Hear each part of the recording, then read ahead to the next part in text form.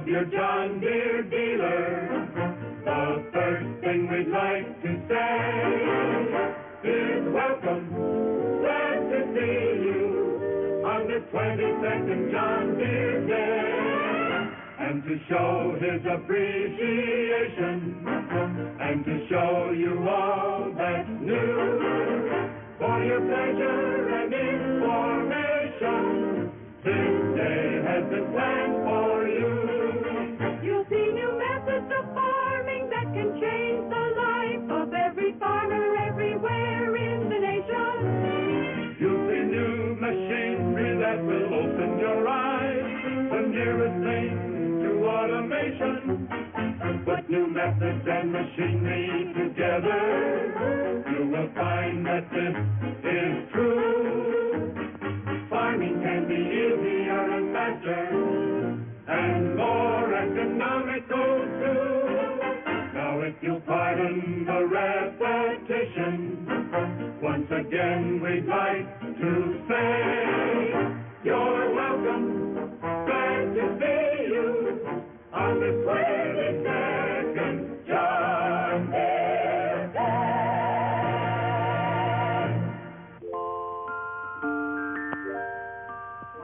Have you tasted maple sugar from Vermont? Come with us and we will take you for a jaunt. Come along and be our guest at the time of year that's best, when we're making maple syrup in Vermont. When we're making maple syrup in Vermont, it's the greatest fun that anyone could want. When the sap begins to run, we all get up with the sun and go gathering sap for syrup in Vermont. Oh, the maple woods are lovely in Vermont. It's a place that everybody wants to haunt. It's a very thrilling sight. Everything is dressed in white when we're gathering sap for syrup in Vermont. Covered bridges are common in the picturesque Green Mountains. And nestled here is the village of Woodstock, one of the most beautiful communities in Vermont. The first settlers arrived in 1765, and by the year 1800, Woodstock had grown to a population of 2,100. It was then, and still is, an agricultural community, which derives part of its income from the surrounding sugar bush country. In the early days, sugaring was a very important event in the spring, as most people depended on maple sugar for their sweetening. And today, the maple sugar industry still flourishes in the Woodstock area. Sugaring begins in the early spring, long before the first thaw. Trails have to be broken before the laborious task of tapping trees and hanging buckets can begin. 2 experienced New Englanders can hang as many as 400 buckets in a single day. When all the trees have been tapped, the waiting begins.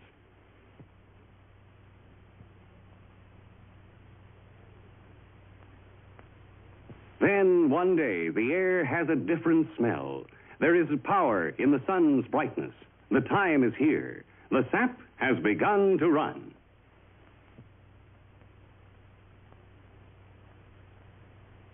In days gone by, sap was gathered with the aid of hand-hewn shoulder yokes, like the one shown here.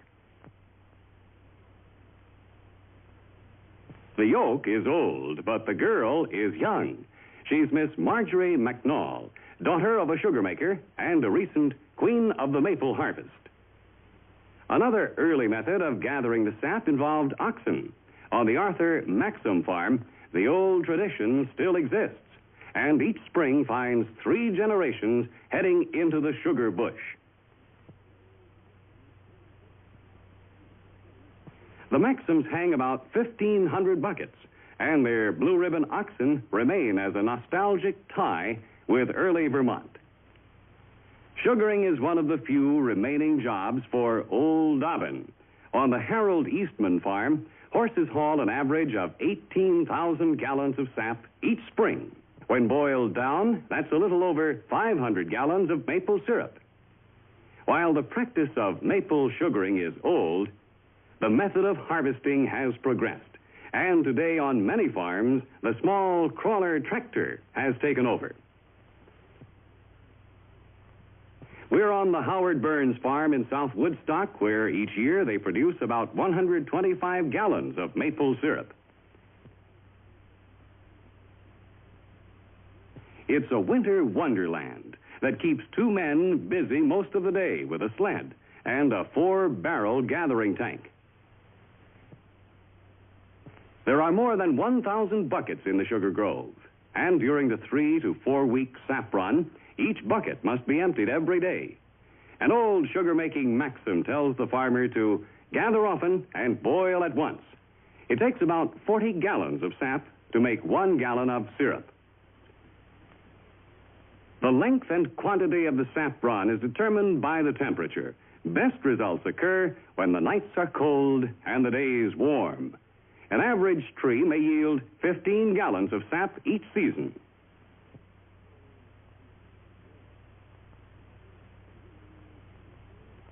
The sled with the first of the year's run arrives at the sugar house, and before long, it will be transformed into fancy maple syrup.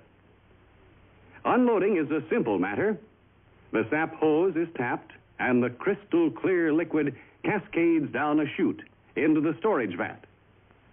Steam coming through the roof means there's life inside. The fire is being stoked for the year's run. This typical weather-beaten sugar house was built back in 1910 and hasn't missed a season. Since 98% of the sap is water, processing involves boiling until a proper concentration remains. A full cord of wood is required to make about 15 gallons of maple syrup, and the hotter the fire, the better the product. Mr. Burns has been in the sugar business since 1900, and his knowledge of the trade was handed down to him by his grandfather. This evaporator pan handles about 3 barrels of sap per hour, thus producing 3 gallons of syrup per hour. Testing is done with a long-handled scoop, and when the fluid tears off the dipper in a sheet, it's time to syrup off. This batch is ready, but what about the grade of the product? Well, the state of Vermont supplies a guide to all maple sugar producers, and by law, their syrup must be marked accordingly. If the syrup is lighter in color than this bottle, it is grade B. Lighter than this one, it's grade A. And lighter than this one, it's fancy. Sugaring is an important springtime business for the farmers of Vermont, as it is for farmers in other areas where the sugar maple flourishes. And the products of this picturesque business are a tempting reminder of springtime in Vermont.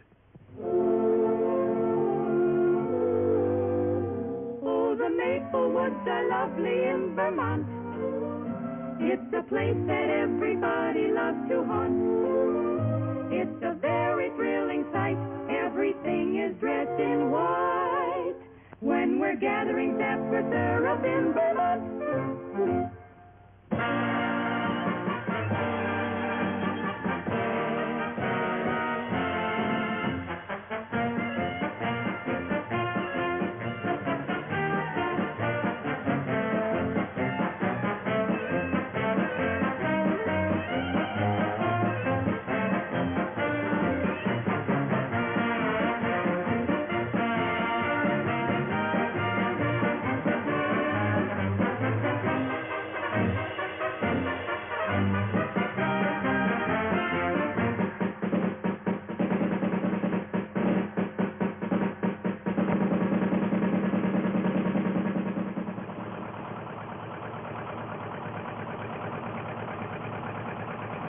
Yes, strike up the band for the biggest news in the Corn Belt.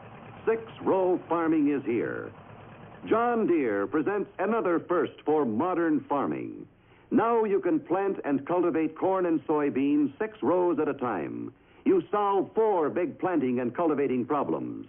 You beat the weather, whip the labor shortage, cut high labor and field costs, and best of all, finish the work in about 1/3 less time. We're mighty proud to present this new 694 six-row corn and soybean planter. It's an implement that's tailor-made for today's bigger and more powerful tractors. Transporting is a simple matter. Trailed endwise, the planter goes through narrow gates and is easily transported on the narrowest country roads. In the field, eye appeal and new low-to-the-ground design is apparent. Here is a six-row planter that check plants, hill drops, or drills with speed and accuracy second to none. No matter which way you plant, the seed is placed where you want it and at uniform depth. You can travel 5 miles per hour without sacrificing planting accuracy. Like all modern planters, the 694 has 2 fertilizer attachments available, one for dry and the other for liquid. This planter is equipped with boxes for dry fertilizer. Note that the low design permits the tailgate of the truck to remain conveniently above the planter, and it's no trick at all to fill the 900-pound hoppers. Application rates for the dry fertilizer range from 100 to 825 pounds per acre. This 694 is equipped with the liquid fertilizer attachment. The big capacity tanks gravity feed the liquid through sediment jars with filter screens, through metering heads, and into the soil. Now let's look at some additional features of this new six-row planter. It's equipped with an exceptionally long hitch, which gives the planter excellent trailing capacity. Hydraulic power troll, coupled with power steering on the tractor, takes the hard work out of turning. A second touch of the power troll lever and the planter is again lowered to planting depth. Row spacings of the 694 range from 28 to 40 inches. Planter runners have built-in spring pressure, and the press wheels can be quickly and easily adjusted to firm the soil over the seed regardless of soil conditions. When the crop is ready to cultivate, a 60 series cultivator takes over, 6 rows at a time. This is equipment that allows you to squeeze 90 minutes of work into each hour in the field, allows you to handle more acres with less help, and best of all, lets you get the job done on time in rush seasons. The new 6-row cultivator has all the better vision, greater strength, and good work features of previous John Deere cultivators. Changing this wide 6-row cultivator into a narrower unit for transport is simple. A couple of bolts hold the end gangs in place. Remove them and fold the unit in. Then insert a locking pin to hold it in place during transport. Repeat the same action to fold the second unit, and away you go through any standard gate, down any road that you can travel with a 4-row cultivator. In a matter of minutes, we're cultivating 6 rows at a time. Watch the action of the cultivator rigs in this close-up. Looking across 6 rows, you can see the sturdy rig construction that means steady, good work. Here's a worm's eye view slowed down so you can better see the good work the cultivator is doing. The 720 and other John Deere tractors are setting new fuel economy records on thousands of farms. And new 6-row equipment permits taking full advantage of the power of these modern tractors. Yes, here is the dawn of a new era in agriculture, and many farmers are switching over to 6-row operation. Mr. Les Bowler operates a 600-acre corn farm near Winnebago, Minnesota. This is the second year he has used 6-row equipment exclusively. Mr. Bowler works constantly to build up soil fertility and spends a great amount of time studying and applying modern agricultural practices. Say, Mr. Bowler, would you please tell us what 6-row farming is doing for you? Sure, I'd be glad to. I suppose the biggest thing it's done is to increase my work output per man by 50%. And today, with an inadequate supply of part-time labor, that's very important.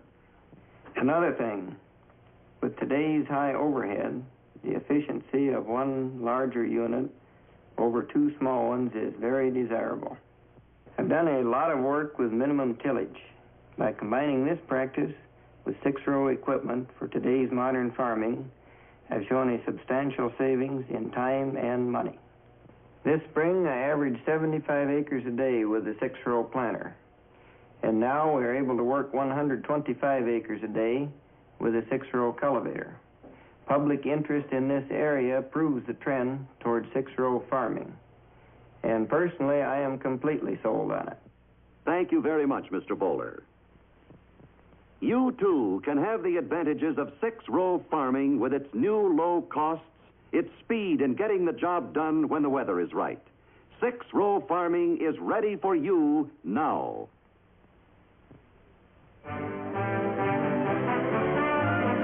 If you want to save time and labor, And you want to save money too, then here's a good suggestion, neighbor. it can solve the problem for you. Start farming big, neighbor, that's the plan. And with John Deere equipment, you can.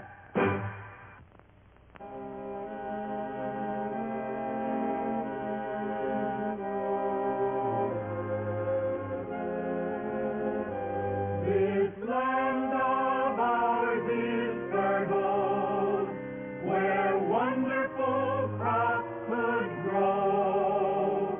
But the land has a thirst that can't be quenched by occasional rain and snow. So we dream of the day when we found a way to give life to the fields we have planned. And the crops will grow high toward the sun in the sky when water is brought to the land. And the crops will grow high toward the sun in the sky when water is brought to the land. Yes, the crops grow high toward the sun in the sky when water is brought to the land. Water and soil and sunshine. These are the basic requirements for all forms of life on this earth of ours. If any one of the three is in short supply, the crops and livestock and people and countries cannot reach their peak of development. This is the story of a southern Nebraska community that grew up with its weather eye on the skies, always hoping for enough moisture to finish a crop, good soil and plenty of sunshine, but with its destiny tied to the rain clouds. We are talking about the rich agricultural area near Geneva, Nebraska, and the neighboring community around the city of York. Farmers and townfolks and agricultural agencies in the area decided to do something other than wait for the rains to come. And today, a new prosperity, a new feeling of security has come to thousands of farm homes and to the community as a whole. Water is the key that is unlocking this new wealth. Water pumped from man-made or natural ponds. Water from streams delivered to crops whose thirst is never ending. Water that comes from wells drilled into an inexhaustible lake that lies 200 feet below the surface. Drilling outfits like this have sunk 2,000 wells in this southern Nebraska area in the last few years. There's always rejoicing when the pumps first prove the volume of water at the bottom of the hole. When the wells are proved, it's time to level the fields if flow irrigation is to be used. The powerful 820 tractor and Hancock scraper level the land at lowest possible cost. This is a gently rolling country where high spots can be cut off and spread into the low spots at low cost. When the carrier is full, the blade is raised hydraulically. The double bucket is tilted hydraulically, and the soil is deposited and spread at any desired thickness. And here is the way to finish the job of leveling. Use a land shaper that trims off the high spots, fills in the low. Let's watch this close-up action as the blade fills and empties, more accurately than you can do it by hand. Notice the exclusive rear blade position, which assures minimum vertical movement of the blade when the rear tractor wheels pass over a hump in the field. Three-point suspension with wheels behind the blade practically eliminates side tilting, assures a better job of finishing the fields. If feeder ditches are needed to carry the water from pump to field, they are made easily and quickly with this modern ditcher and a powerful 620 tractor. You can make ditches as deep as 24 inches, as wide as 60 inches with this outfit. It's the simple, low-cost way to make and maintain ditches for irrigation or drainage. If it's pasture or hayland that's to be irrigated, it pays to break up the hard pan with a pan breaker. Water penetrates faster and deeper, saturates the subsoil. This Husky integral pan breaker penetrates as deep as 22 inches, cracking the hard pan and creating a reservoir that holds moisture longer, reduces frequency of irrigation. This corrugator is another aid to better irrigation of pastures, hayland, or fields. It makes well-packed furrows that carry the water around slopes, across the field, or holds it for even penetration. Water is brought to the land in many ways. A sprinkler system may offer the ideal way to irrigate.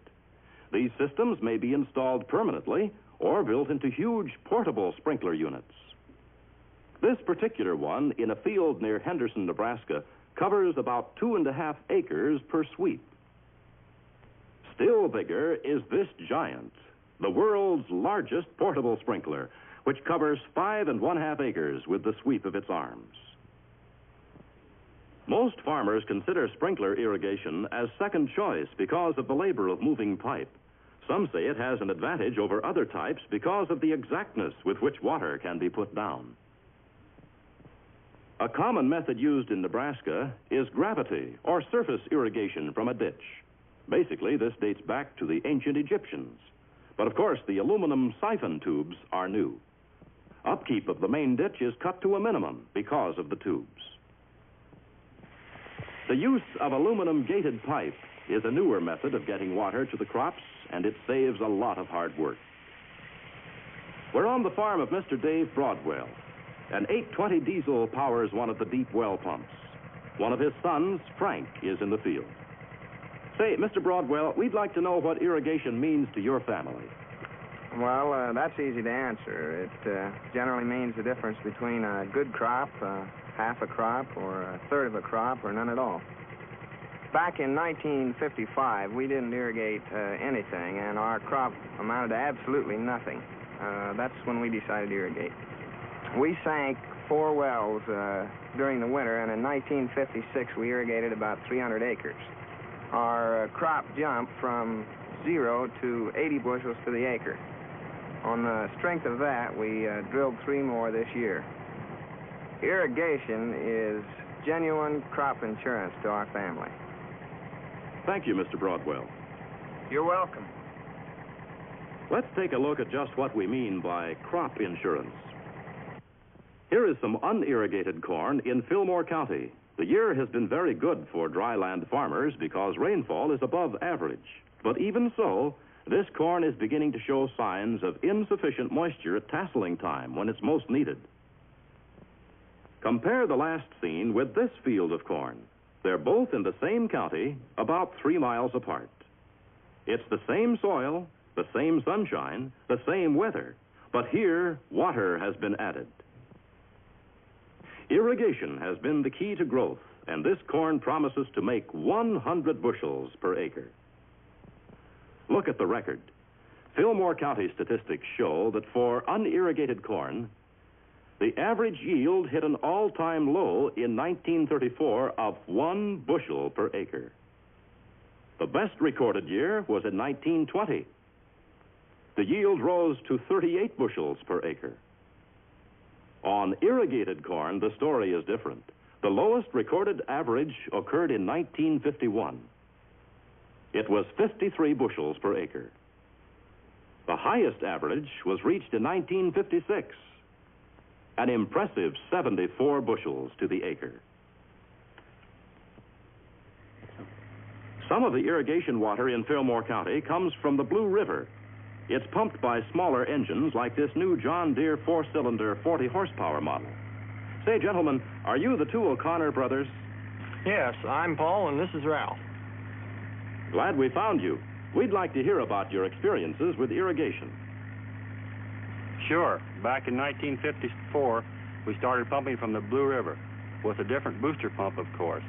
Since then, we've added a well each year. We have 350 irrigated acres, mostly corn and milo. It's all flood irrigation. Each year, we level some more land and eventually hope to have our entire 800 acres under control. Irrigation is really profitable, too, when you stop to think that our average corn yield was 19 bushel before, and now it has jumped to 98 bushel. Sure has. It's little wonder we're so enthusiastic about irrigation. It's a part of modern farming. Thank you, gentlemen. You're welcome. Another source of irrigation water is the pond.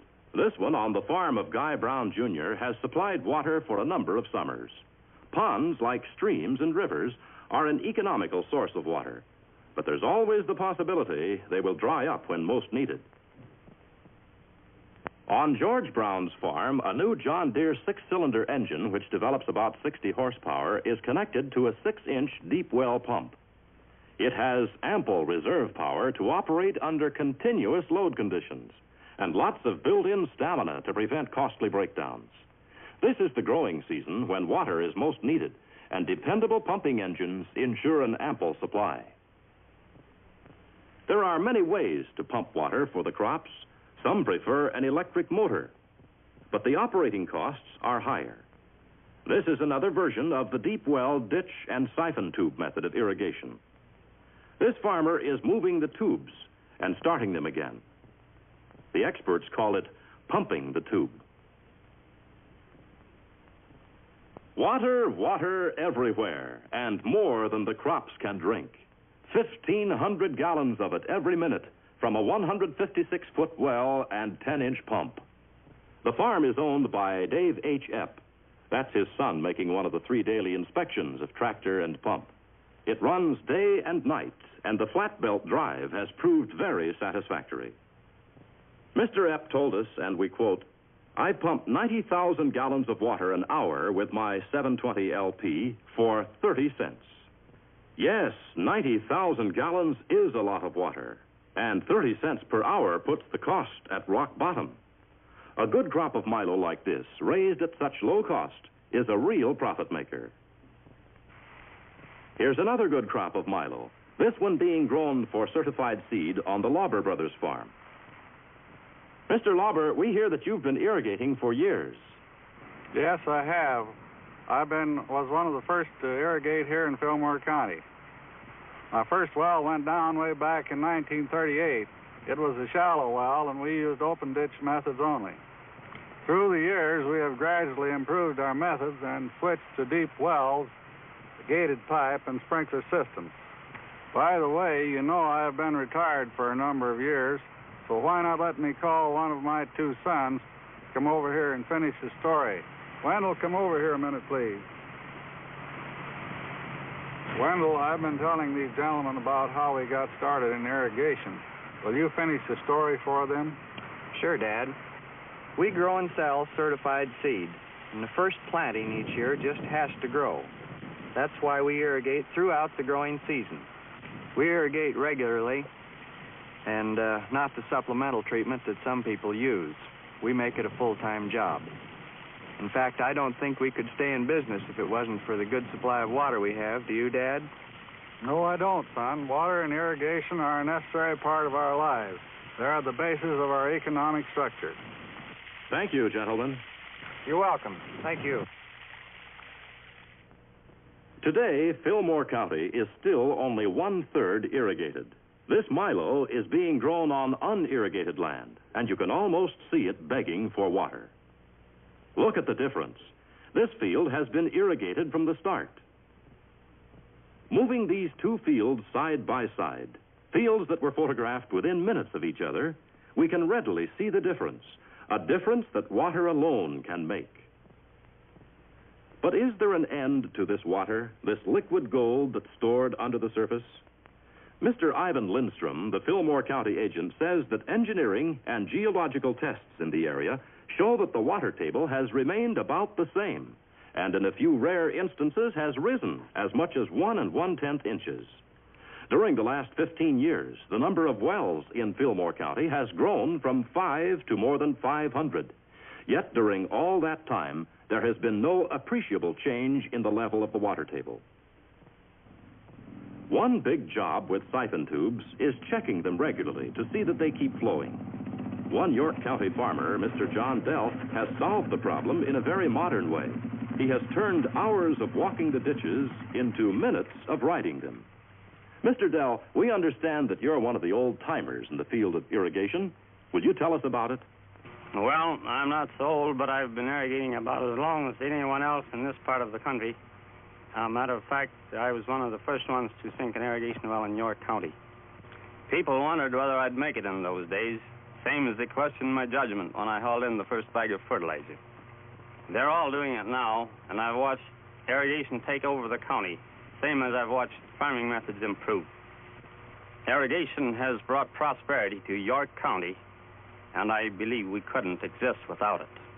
But now you've got to excuse me, fellas. I've got to go and check some more of these siphon tubes. We sure will, Mr. Deere, and thanks for giving us a few minutes of your time. This story of success with irrigation, told by the people who live with it, is abundant proof of the ability of men and machines to meet the challenge of nature when the rains are not plentiful. For these communities in south-central Nebraska, irrigation is security and the key to prosperity. Nature provides more than enough water for everyone, but it takes the ingenuity of man to put it in the right place at the right time. When water is brought to the land, when water is brought to the land, and the crops will grow high toward the sun in the sky, when water is brought to the land, when water is brought to the land.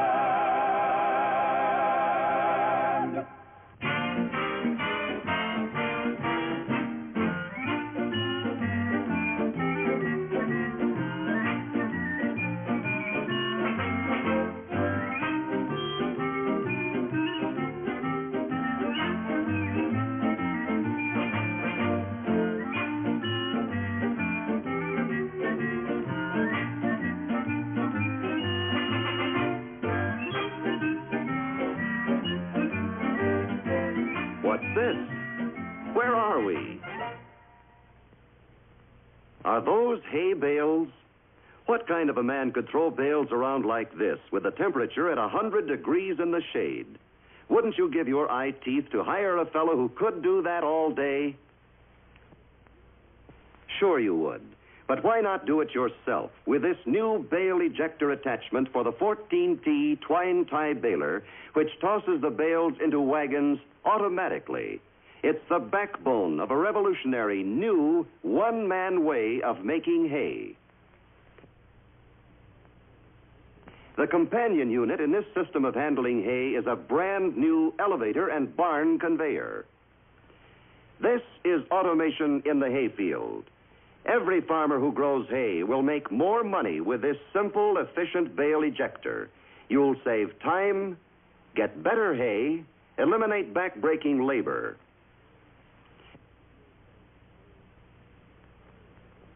Next year, thousands of farmers will be saying, "Remember when we had to pick up bales by hand? Remember the heat, the dust, the aches and pains of making hay the old-fashioned way?" The new bale ejector will pay for itself in a short time with money saved and hired help. It makes compact bales approximately 1/2 size.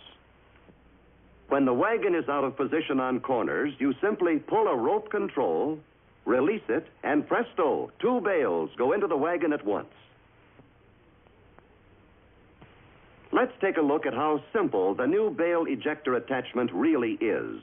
It mounts directly on the rear of the 14T baler only. It's an exclusive John Deere development that eliminates at least 50% of the manpower required with ordinary balers. Power is taken directly from the tractor's power takeoff through this extended shaft. Any tractor capable of handling this baler alone will have power aplenty with the bale ejector attachment as well. To show you how the ejector works, let's remove this shield and one side of the bale chute screen. Power is transmitted from the power shaft through these enclosed gears to a roller chain drive and this constant running clutch. As each bale moves up the chute, it trips this lever, activating linkage, which in turn throws this dog into the constant running clutch, supplying power to this bell crank, which transmits the power to eject the bales. These ejector arms grip the bale as it is delivered from the bale case into the bale chute and tosses it into the wagon. To illustrate, let's eject the bale now in the bale chute with the rope control. Watch the action of the clutch, bell crank, and ejector arms. Whoops, there it goes. Once more, without the bale. Simple, isn't it? The revolutionary new bale ejector and the outstanding 14T twine tie baler make a cost-cutting team for every hay grower, large or small. Summing it up, the new bale ejector eliminates men on the trailer behind the baler, pickup men, and bale loading machines. It saves valuable time when time is money. It means better hay in the barn. Bales are never left in the field to lose feed value. The other half of John Deere's one-man hay baling system is the new elevator and barn conveyor for storing bales automatically. No more back-breaking lifting and stacking. No more working in stifling hot mouths. Bales are fed into this big 8-foot hopper designed for use with any John Deere bale-sized portable elevator. This hold-down guide keeps bales moving up the elevator smoothly. Here's the only time you touch the bales until they're fed to your cattle. Because they're half-size, you can handle them with a pitchfork. Here's a demonstration showing what goes on inside the barn. The new barn conveyor distributes bales through the full length of the mow. The conveyor is hung from the hay track or ridge pole in sections to fit your barn. By simply crossing the guide rails, you can distribute bales at 10-foot intervals in the barn to the left or to the right side of the barn. Short bales require no stacking. They tumble automatically into place. In addition to the 14T, there are two new, larger balers, the 214W wire tie and the 214T twine tie balers. These balers follow the design of the famous 14T, but they make heavier, more dense bales, bales that weigh up to 80 pounds. You can make your bales in any length up to 50 inches. The new 214T twine tie baler meets all requirements for many farmers who desire big, dense twine bales. It's a big brother to the 14T with all of the features that make the 14T the outstanding baler in its field. Twine is supplied from a big capacity box to these precision knotters. Accurate tying makes knots like these that stay tied. Groovers in the bale case form grooves in the bale where twine snuggles in, protecting it from snagging and slipping off the bale. This solid square-cornered bale is yours with the new 214T twine tie baler. For those who prefer or require wire-tied bales, here's the new 214W baler. It's ideal for commercial hay growers and for those of you who stack your bales in the field. Bales made with the 214W stand up to weather and arrive at the market in top condition. Wire is fed from these two big capacity wire boxes to this efficient tying mechanism. You're assured of dependable knotting bale after bale. Simple adjustments assure just the kind of bale you want. It will handle, stack, and feed better, sell quicker, bringing more money. For wire-tied bales, the new 214W is the baler for you. But the biggest baling news is this exclusive one-man baling system. Include a 14T baler with bale ejector and this new elevator with barn conveyor in your plans for 1958.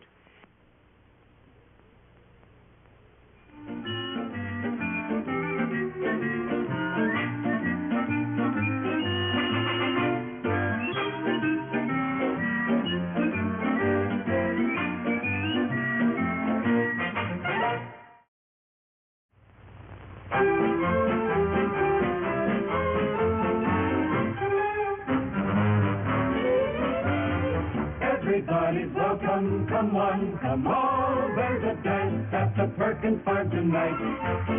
But we've got to hurry, there's a lot to do, and it's got to be done up right. Leave the decorating all to me, and I'll absolutely guarantee you'll be positively dazed and completely amazed at my fabulous skill and speed. Give me ribbon, give me crepe, and I'll have the barn in shape. In an hour, that's all the time I need. I don't believe it, can't conceive it. I don't believe it, it can't be done. As a hunter, I'm the best, and I'm sure you'll be impressed when I tell you what I got the other day. 50 ducks with one shot, and believe it or not, they were flying at least a mile away. I don't believe it, can't conceive it. I don't believe it, it can't be done.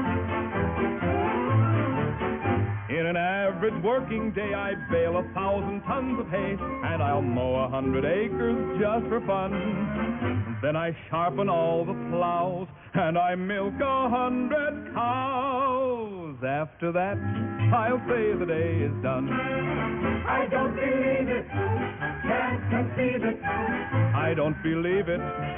It can't be done. I don't believe it. It can't be done. No, sir, it just can't be done. What's that, Grandpa? What can't be done? Well, we were just talking about a tractor, Tommy.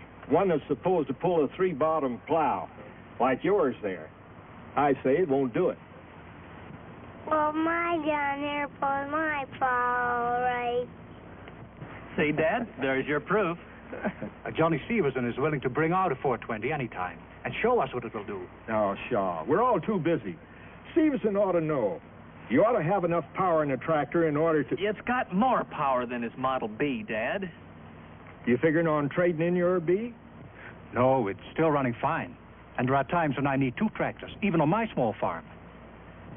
Say, gee willikers, Mother and Peggy'd be here pretty soon, and I've got work to do. Poor Mr. Gordon.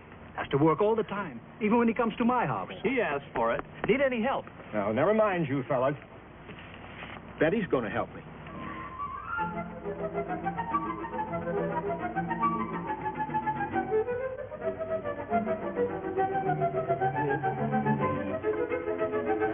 Let's see, we got everything now. Hickory chips.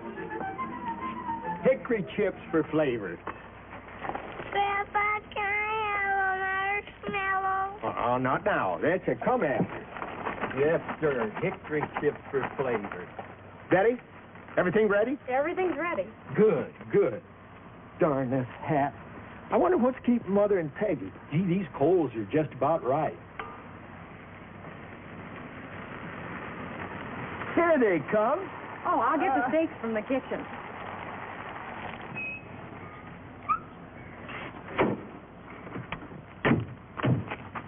Well, what's going on over there? Who's in that funny get-up? Why, it's Tom. Of all... Tom, what are you up to? That get-up. What in the world are you... All right, everybody. A 1 and a 2. Happy birthday to you. Happy birthday to you. Happy birthday, dear mother. Happy birthday to you. Oh, Tom, you remembered for once. Well, I can't afford to forget every year, Mother. Peggy and Betty helped me. They tricked you into going to town. But it was his idea, Mother. Really, all I did was make a salad. Here are the steaks, Mr. Gordon. Oh, wonderful. Tom, where on earth did you get that hat and apron? Well, the man on TV said you couldn't cook without the proper costume. Well, the coals are just right. Now then, how'd you have your steaks? Oh, I like mine well done. Medium rare, Dad. Rare for me. Good.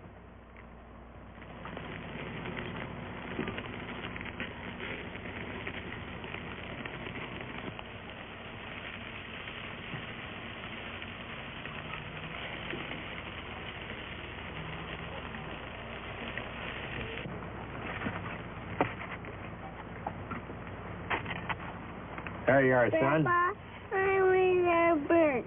Oh, now, Tommy, they're all right. Here's your medium rare, Mother. Thank you, Tom. Grandpa, Mom,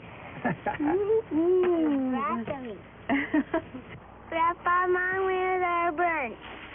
Young man, you should learn never to embarrass the cook. But they're burnt.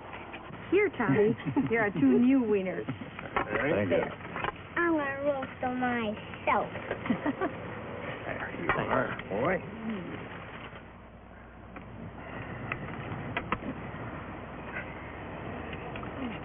Gee, Dad, I didn't know you could cook like this.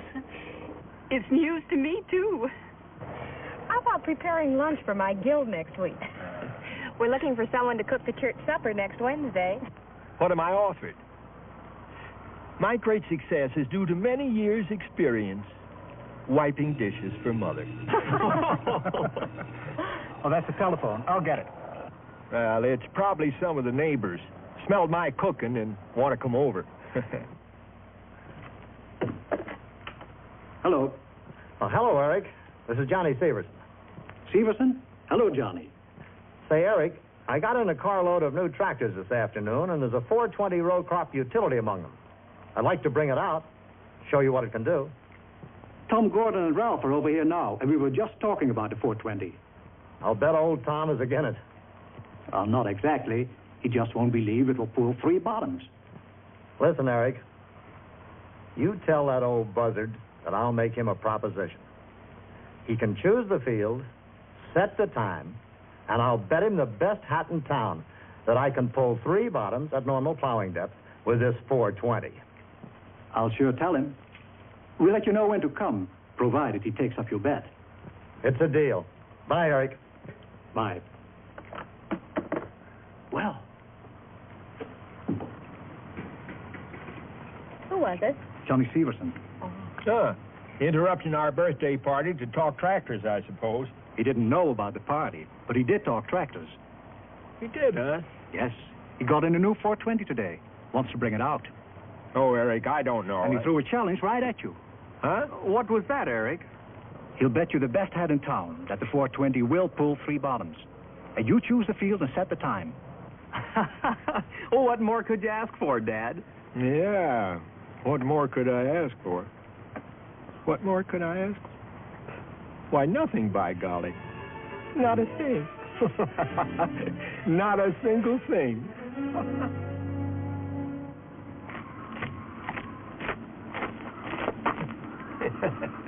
I choose the field.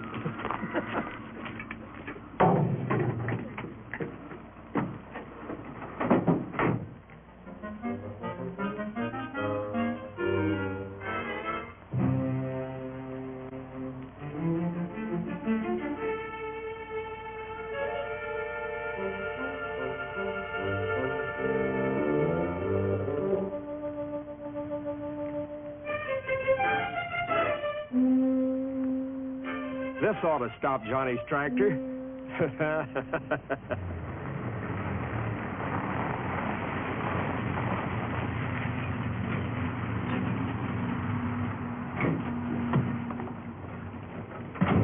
Hi.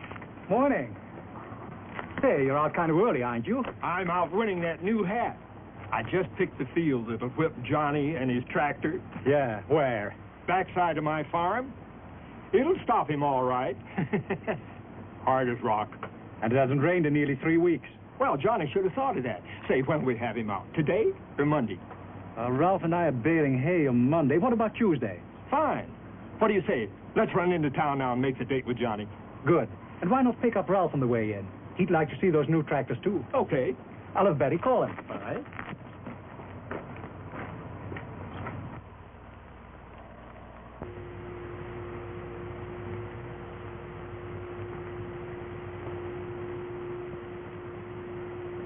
Anytime. All right, Johnny, I'll be in to see you in a couple of days. Fine, Don. So long. So long.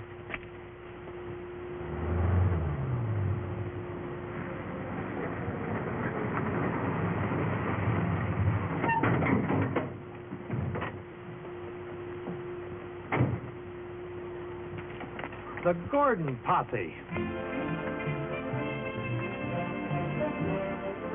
I didn't do it, fellas. Remember my wife and children. Well, you should have been thinking of them when you offered that silly bet. You've lost the price of a new hat, Johnny. On the contrary, Tom. I made the bet because I've needed a new hat for years and couldn't afford to buy one. But there's the outfit that's going to win it for me. Boy, what a swell-looking deal.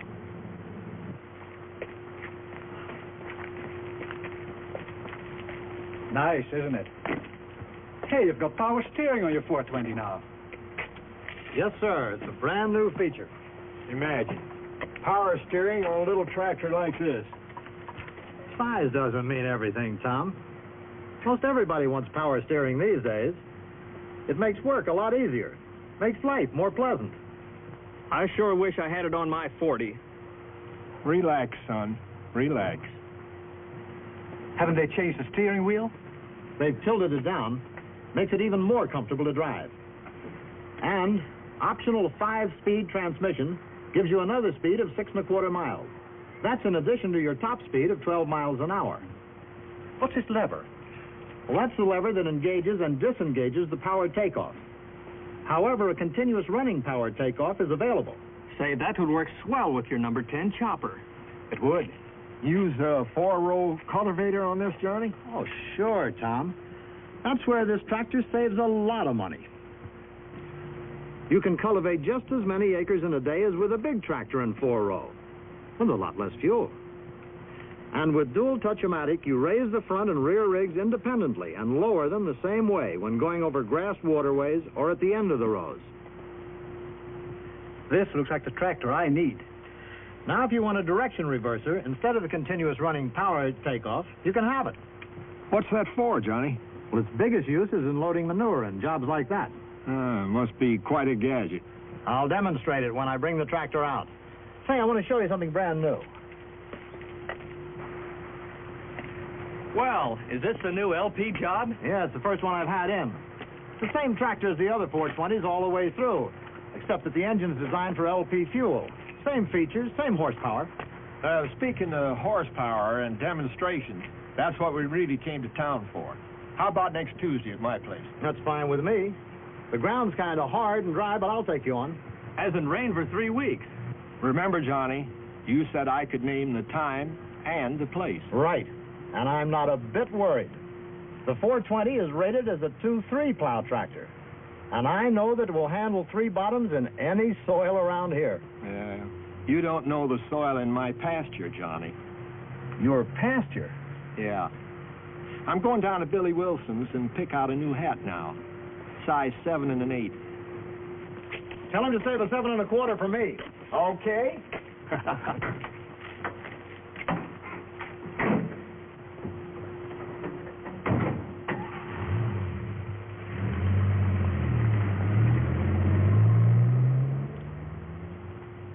Pasture, huh?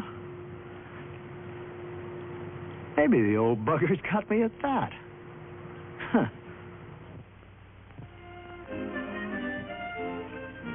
Tom, don't you think you're taking advantage of Johnny? Maybe just a wee little bit? Mother, I've told you twice. Johnny insisted that I set the time and the place. Can I help it if it hasn't rained? No, but you would never set a plow in that dried-out field if it weren't to win an argument and a hat. And now for the weather report for this area. Partly overcast Sunday, Monday, and Tuesday. but there is no indication of rain to relieve the prolonged dry spell, now going into the 4th week.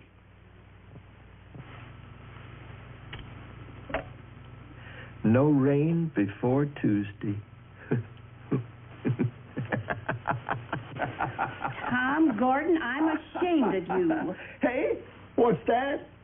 Say, whose side are you on anyway?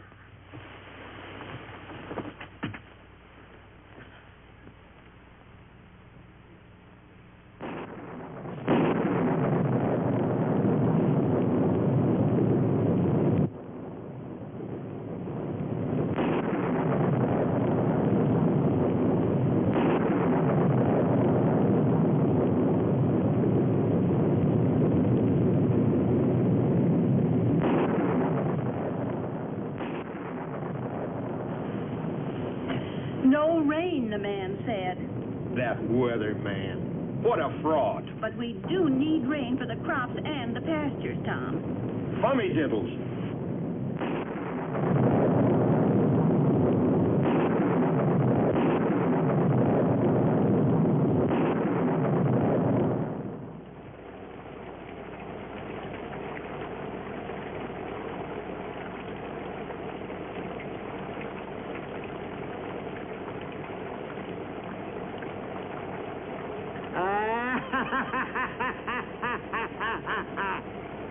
Oh, what's that?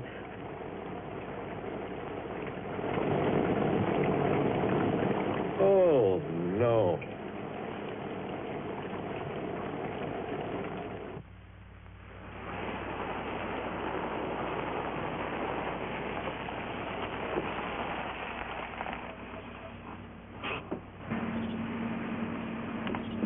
Hi there.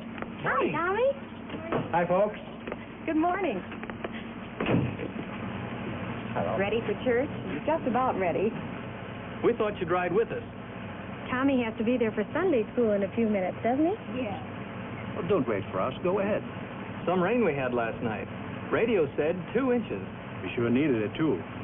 Every place but on your dad's farm. I'll bet Dad's out there now, seeing how far the rain soaked in. Now, don't pick on Dad Gordon. He's the best friend I've got. You leave myself alone. Oh, we're just kidding, Tommy. But we'd better get going or we'll be late for Sunday school. Bye, Tommy. Tommy.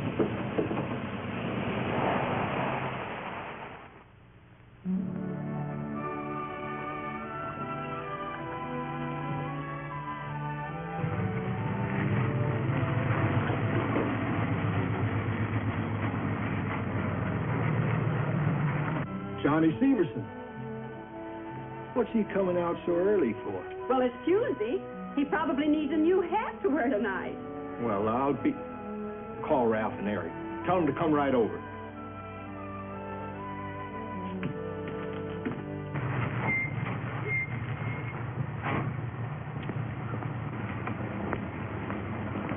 Hi there, Johnny. Hello, Tom. Kind of early for you fellas, isn't it? No, not when we have work to do. Nice rain we had Sunday. Yeah, crop sure needed it. And the pastures, too? Huh? You fellas go out through that gate. We'll plow the east end of the pasture. Good. Bill and I will open the land and get the plow adjusted. Well, Ralph and Eric will be along pretty soon. We'll come right out. Okay.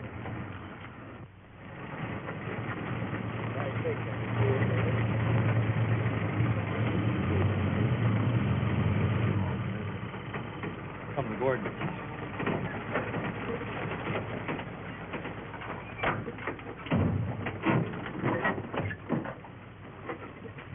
Morning. Hi, Ralph. Morning. Hi, Eric. Your plow isn't running very level, is it, Johnny? That's what Bill's fixing right now. You see, all you have to do on this 3-point hitch to level the plow sideways is turn this crank. Now, if your plow is nosing in or running out, you level it fore and aft with this turnbuckle. Simple, isn't it? Well, she's all set, Eric. Want to take her around? You betcha.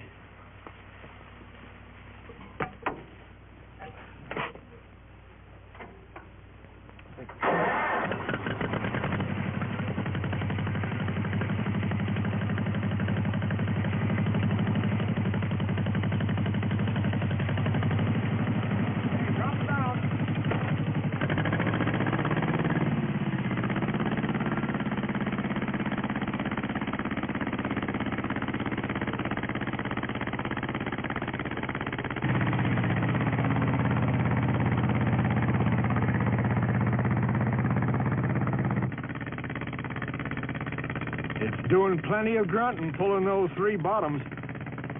Oh, Dad.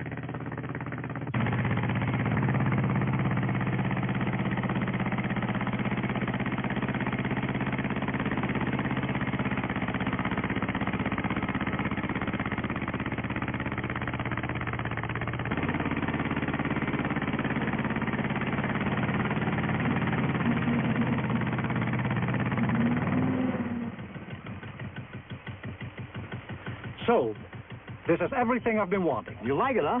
It's really got the stuff. And Johnny, I discovered it has a foot throttle on it. Nice, huh? Gives you 25% increase in speed no matter where your hand throttle is set.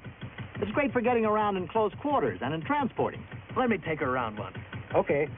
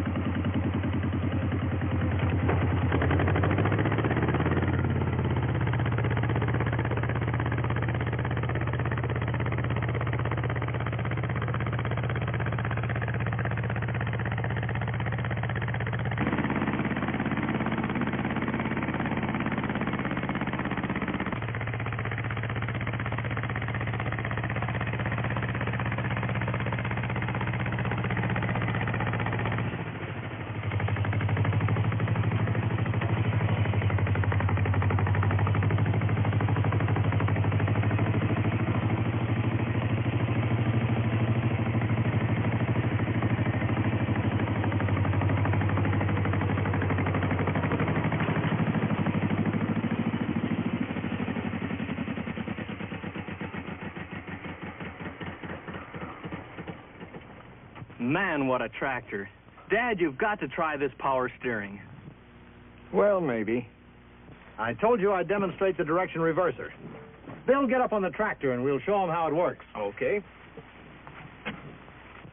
If you're going forward and want to back up, you simply operate the clutch, pull the control lever, and back up without shifting gears. To go forward, operate the clutch and push the lever forward.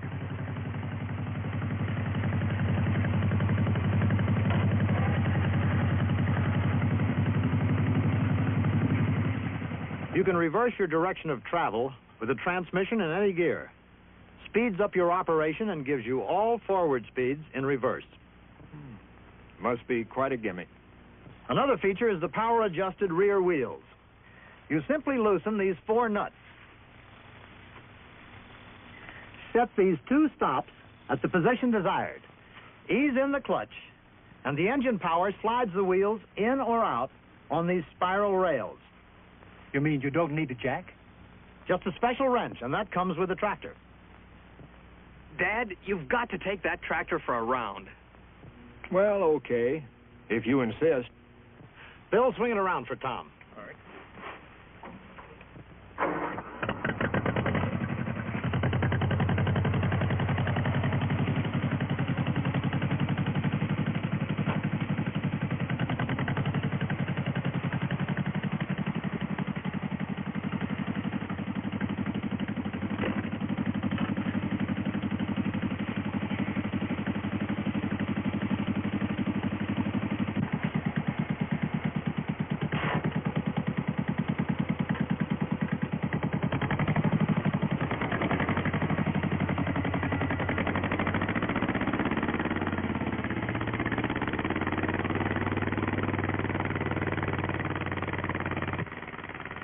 I didn't think he'd do it.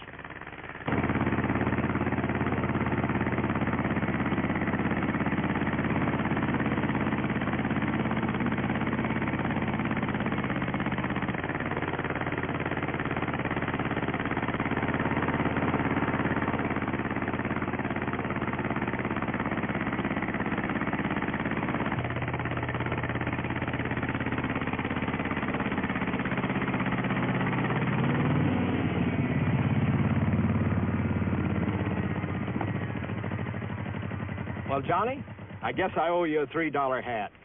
What did you say about a $30 hat? $30 hat? Bet was. Best hat in town. Okay, Johnny.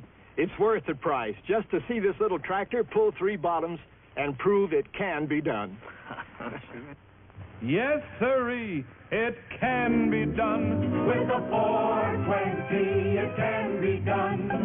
That's the one to do it. There's really nothing to it. We've seen it. It can be done.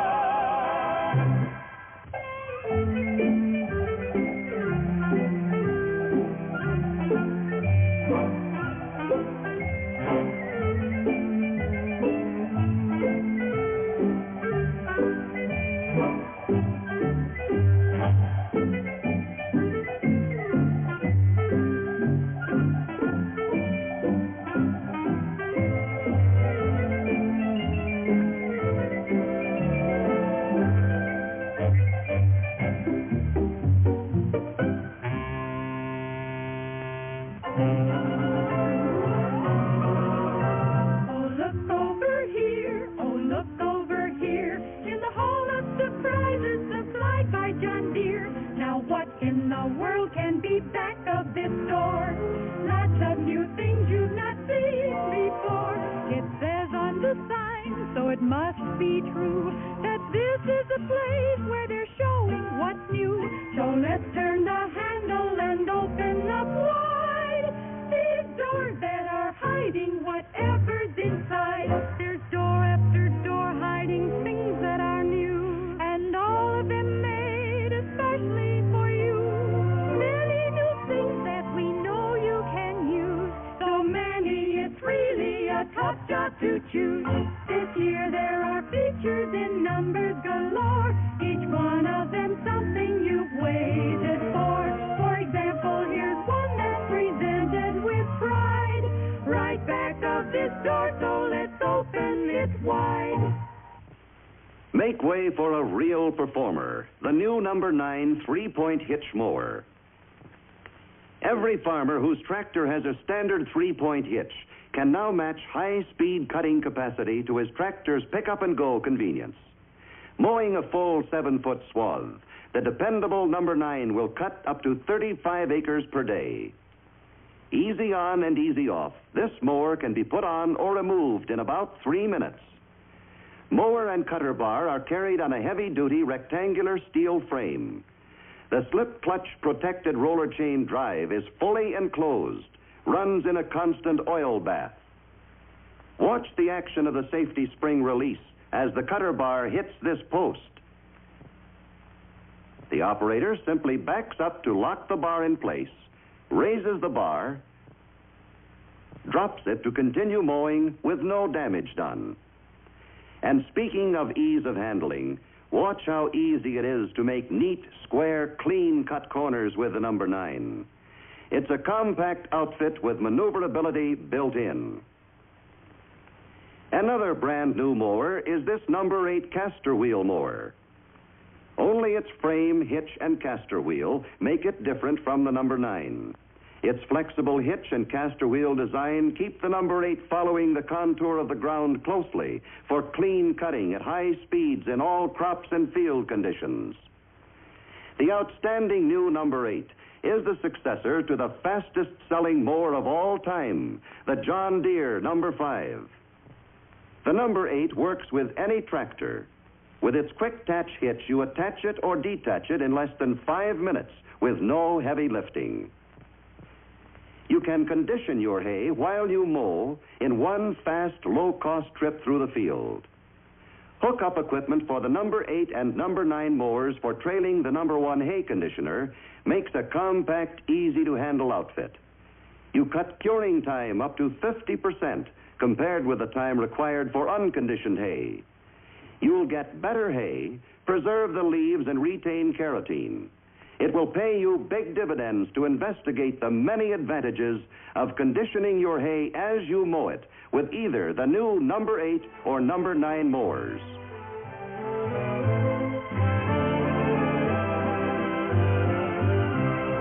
Behind the next door is a great new machine. As soon as you see it, you'll know what we mean. It does the job easier, does the job fast. And remember, John Deere builds machinery to last. Ever since its introduction, the 55 combine has been the leader of the self-propels. Today, the new 55 is an even better combine. It's easier and more comfortable to operate, and it's still more efficient mechanically. With this new 55, you'll be able to harvest even more acres per day to save more grain, regardless of the crop or field condition. It's available with either 12 or 14-foot platform. The 55 is at home in any combinable crop, whether it's standing grain or a windrowed crop. Let's take a closer look at some of its new and improved features. One major change is the method of adjusting the spacing between cylinder and concave. It's done outside the machine. With this ratchet, you can change the spacing quickly when changing from one crop to another. The seat is easily adjusted backward or forward for greatest comfort. All the controls are convenient to the operator. Notice, too, the new inclined automotive-type steering wheel. More comfort for the operator.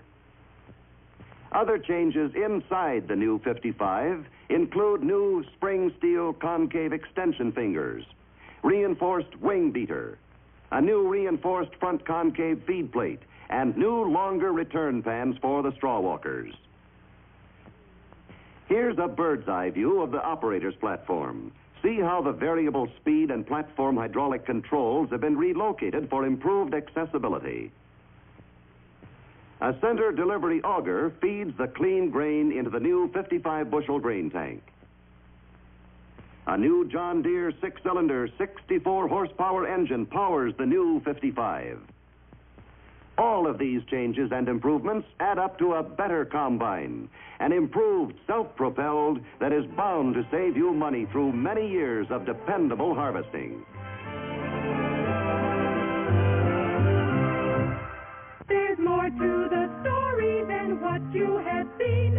Again, we're presenting a new machine designed to make farming much less of a chore. John Deere has the answer. Let's open the door. Meet the new all-purpose chuck wagon mixer feeder. Here's an outfit that saves time and hard work, cuts costs for feeders and dairymen. It is designed to handle a variety of hauling and unloading jobs. It unloads from a side conveyor into elevators, bunks, hoppers, and forage blowers. Gets around easily on every job. No more heavy work. No more bottlenecks at the point of storage with this outfit handling unloading assignments. A single control provides 5 speeds for unloading to the side or out of the rear of the chuck wagon. You can match the volume of material to the job. If you want to deliver chopped forage from the rear of the chuck wagon into a blower, here's how simple the job is with this self-unloading outfit.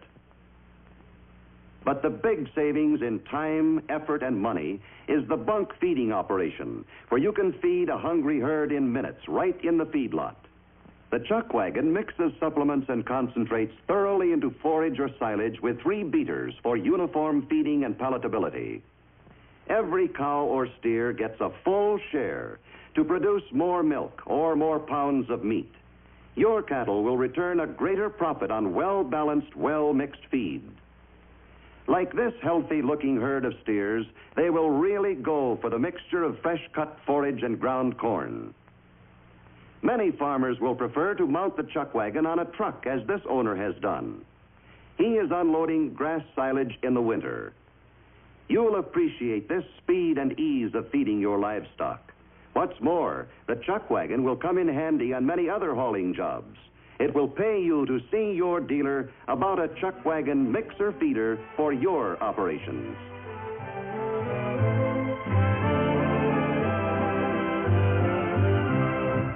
Another big hit in our power parade is next on the list. It's the best ever made.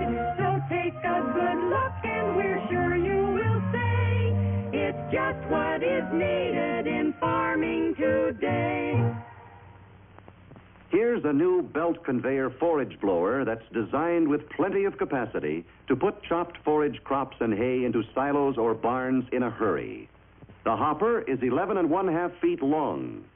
a full 30 inches wide, with sloping sides to prevent spillage, and it's plenty deep.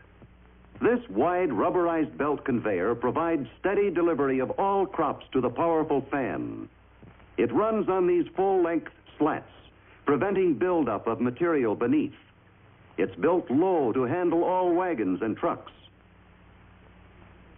The blower throat is wide and high for fast delivery to a big capacity fan with straight paddles. This adjustable oscillating leveling device keeps material moving at uniform volume. Clutch levers on each side of the hopper permit operation from either side. The new 55 blower can be belt-driven or PTO-driven as shown here. The power takeoff drive is efficient, provides smoother operation. It sets up for operation from either side of the blower. Let's watch the new 55 blower in action. It really eliminates bottlenecks at the silo, keeps wagons rolling. Any width of wagon or truck can be handled by the extra long, low, wide, and deep hopper. What's more, it's an easy outfit to transport and set for any job. The new John Deere handles material from self-unloading wagons with ease, feeds a steady stream of hay and forage crops into the silo. You can unload side delivery wagons into the wide, deep hopper with equal ease. The 55 has all the capacity you'll ever need for storing your hay and forage crops. It's a forage blower that's a profitable investment for every feeder.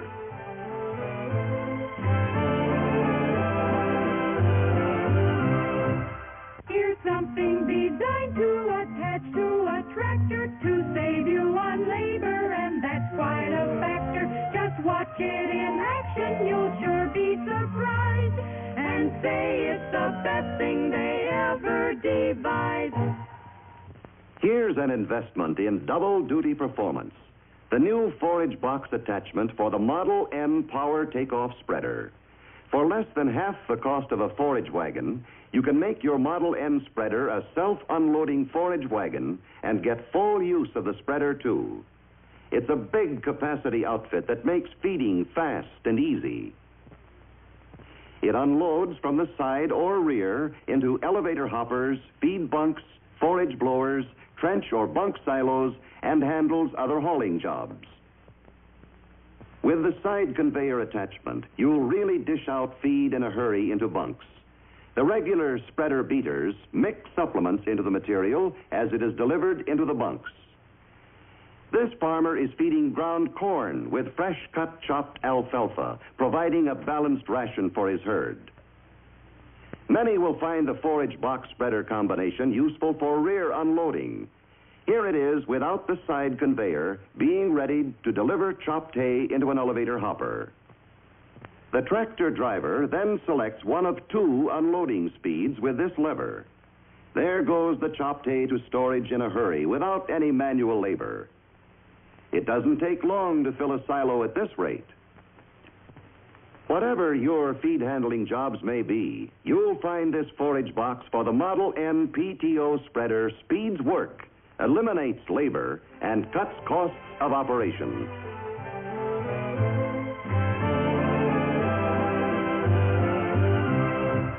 And here's a machine that saves time for you, the best in its line and completely new. Through time and experience, John Deere has learned that saving you time means more profit is earned. Head into the field with a new Model B roller harrow when you want to prepare the best seed bed you've ever seen. In most cases, it can replace the conventional disc harrow and drag harrow on such work as breaking up clods in plowed ground and finishing seed beds. It's available in 6, 8, 10, and 12-foot sizes. This is the 10-foot. The roller harrow does an excellent job of packing the soil and eliminating air pockets, thus promoting a firmer seed bed. Hydraulic control raises the unit for short, easy turns. Let's have a look at it close up. There are 2 rows of spring teeth in the Model B roller harrow. and two hand control levers adjust the angle of these teeth. This, in turn, determines the depth of penetration of the unit. The second adjustment is a hand screw on the drawbar, which regulates the amount of pressure on the front and rear rollers.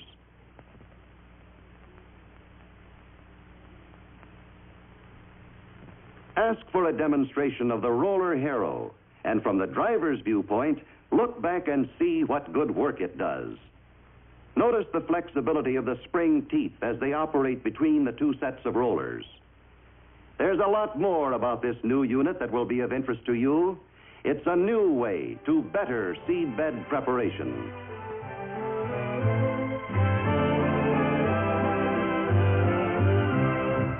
By now we're quite certain that you are aware the products you've seen are the best anywhere. So take a good look at another surprise, another new feature to open your eyes. Meet the new 15 rotary chopper, a low-cost, versatile performer on many jobs. It's ideal for bringing the pasture to the cows, making grass silage, and handling many other jobs. Big news for feeders and dairymen is the 15's new just right length of cut. Your herds will like it better, and you'll find it easier to store and remove from storage. For the answer to its good work, let's look inside the auger housing. Material is delivered to a combination fan and cutter head. 3 keen-edged knives on the fan, 6 if you desire, chop against this specially hardened stationary knife in the auger housing, providing just the right cut for palatability and easy handling. By turning the fan manually, you can see the action of the knives. It's as simple as that, and simplicity is the key to the 15's rugged dependability. But let's take a look at the job this 15 has done. Here's proof of the good work it does. Just the length of cut your cattle will like best. The 15 is easy to handle in the field. It's an offset machine. You don't run down the crop with the tractor, wasting valuable feed. The adjustable discharge spout delivers material into any part of a wagon trailing the chopper, or it can be delivered into a truck running alongside. Low cost, versatile, rugged, and dependable, the new John Deere 15 rotary chopper is a profitable investment for any farm.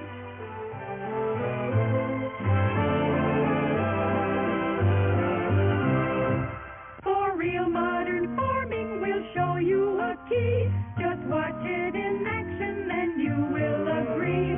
It gets much more done in the space of an hour. Look back of this door at a new tool for power. When you head into the field with a new model LD liquid fertilizer distributor, you are ready with one small unit for big capacity, low-cost distribution of liquid fertilizer. Changing the distributor from a narrow 6-foot 4-inch transport width to working width of 13 feet 4 inches is simple and fast. You simply pull the lock pins that hold the extension booms and lower them into position. Capacity of this distributor is more than 1 ton. Metering heads are spaced at intervals of 10 inches along the booms. Uniform head pressure is always maintained because the LD tanks are vented at the bottom.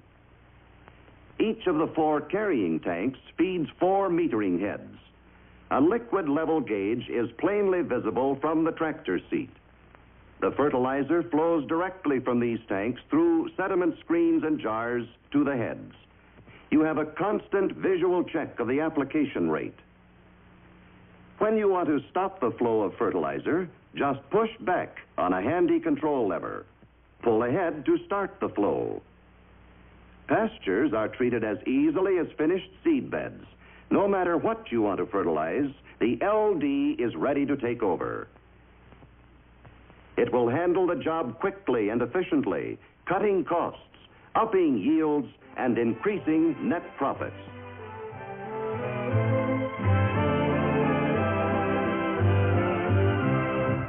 And here's something else that we want you to see.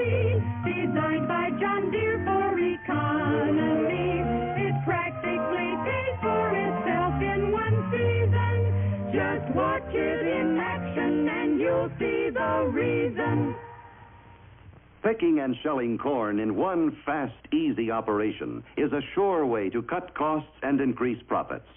That's exactly what you can do now with this new 50-sheller attachment for the 227 corn picker with minimum investment. The sheller is a neat, compact unit that operates from the tractor's PTO. The ears are delivered from the picker directly into the sheller, where an auger carries them into the 56-inch cylinder for shelling.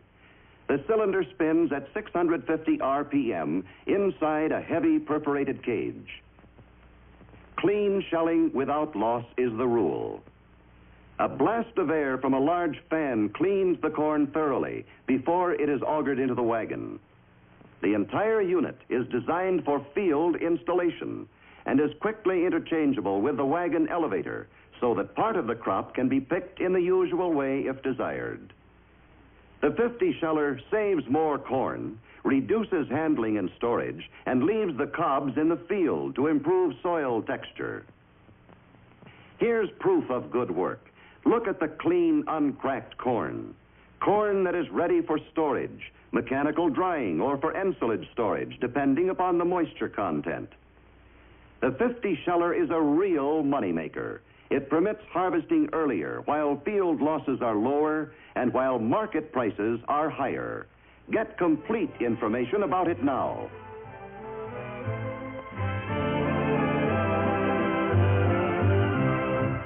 A product you'll want for your very own is next in the line of machines to be shown. A short demonstration is all that it takes to show why it's better than all other makes. Leading the parade of new planters is this 494, a 4-row corn and bean planter that will outdate and outperform all others. The new 494 will drill, hill drop, or check plant your crop with absolute accuracy. Everything from the big capacity seed cans to the built-in spring pressure on the runner openers is standard equipment on this new high-speed planter. Adjusting the planting depth takes but a few moments. Simply pulling and then reinserting the spring locking pin in each of the 4 units completes the task. The press wheel tension is automatically adjusted to firm the soil over the seed, regardless of soil conditions. Lowering the planter removes spring tension from the fertilizer depth control and facilitates changing the placement to any depth up to 6 or 7 inches. The main frame of the 494 is built to stand up under the most severe conditions, and the overall design is for convenience. Notice that the seed hoppers are lower for easy filling, and that the large 3/4 bushel capacity will mean fewer stops for refilling during the planting season. The fertilizer attachment is also low for easy filling, and the lids can be removed from either side. The capacity of the dry fertilizer attachment has been increased by 50%. Boxes now hold 600 pounds. A liquid fertilizer attachment is also available for those who prefer that method of applying fertilizer. Speed of planting is another feature. With the 494, you can hill drop 50% faster than you could with the famous 490, which it replaces. The 494 has eye appeal. It's a low-to-the-ground planter that is designed to set new standards for dependable planting. Notice that the runner opener and gauge wheel are close together, giving excellent depth control in rough ground.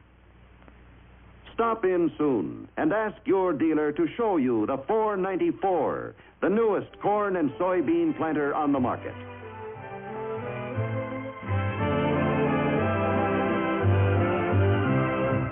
If it's savings you want, most especially labor, to give you more time to go visit your neighbor, here is a setup most people call grand, 'cause it takes much less time to cover the land. Wherever combinable crops are grown, the word is spreading. The new John Deere 95 self-propelled has 30% greater threshing, separating, and cleaning capacity. Add this increased capacity to its 16-foot cut, and you have the ultimate in modern combines. From the cutter bar right on back, the 40-inch cylinder and separator, the 4 long straw walkers, and the huge cleaning area of over 4,000 square inches, all are built for greater capacity and designed to save more of the crop. Operator comfort has been designed into the new 95. The operator's platform is located up high out of the dust and dirt and ahead of the heat and noise of the engine. Notice that all of the controls are at the operator's fingertips. Proved power steering takes the work out of harvesting, and individual brakes make it easy for the operator to maneuver the combine for sharp turns at the end of a field, help him to hold a full swath at all times. In this down crop of barley, the platform is almost shaving the ground.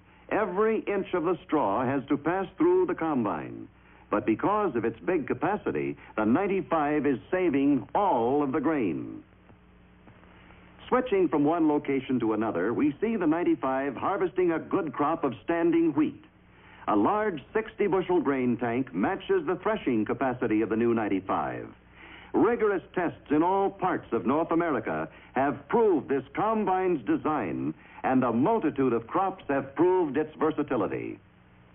Now we're in a heavy crop of flax that's running about 60 bushels to the acre. Here's where threshing efficiency and good cleaning is of utmost importance, because this flax is selling for $3 a bushel. The 95 assures you maximum savings in any combinable crop. Let's watch as the combine drives up to a 1,000-bushel transport truck and discharges its precious cargo. The grain tank can be unloaded in a hurry while either stopped or on the move. How's this for a clean sample of a hard-to-thresh crop? Here we are in windrowed wheat, and again the big capacity of the 95 is evident. Notice how fast this operator is traveling, because he is threshing a comparatively light windrow. With selective ground speed control, he is matching the forward speed of the combine with crop and ground conditions, taking advantage of the 95's big capacity. The 4-speed transmission offers a working range from a minimum of 0.7 miles per hour for extremely heavy crops to a maximum speed of 12.5 miles per hour for transporting. There's a lot of quality built into the 95 level land that you can't see. Qualities such as sealed-for-life bearings, rubber bushings that require no lubrication, drives that are protected against breakage by slip clutches, and plenty of strength built into every unit. They all add up to dependable service year after year. The power plant on the 95 is a new John Deere 80-horsepower engine. There's plenty of power for every requirement, and it's conveniently accessible for servicing. You'll find that this new 95 level land combine is everything a grain grower could ask for. It's the combine that will take extra bushels of grain from the fields at a lower cost per bushel than ever before.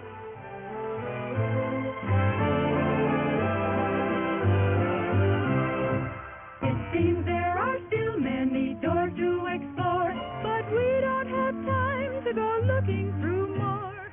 Right! It's time for our feature. It's one of the best. It's all about cowboys who live in the West. You'll see gunsmoke and horses that gallop away. You'll have a fine time at our feature today.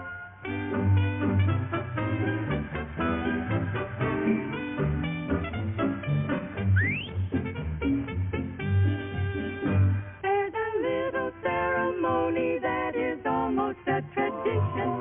It's the filling out a card like a ticket of admission. We'd like to have you register just by checking, say, what implements you like the best that you have seen today. Check those of special interest and those you'd like to see. In a live demonstration, no obligation, it's free. So jot your name down on the card, add your address too, then all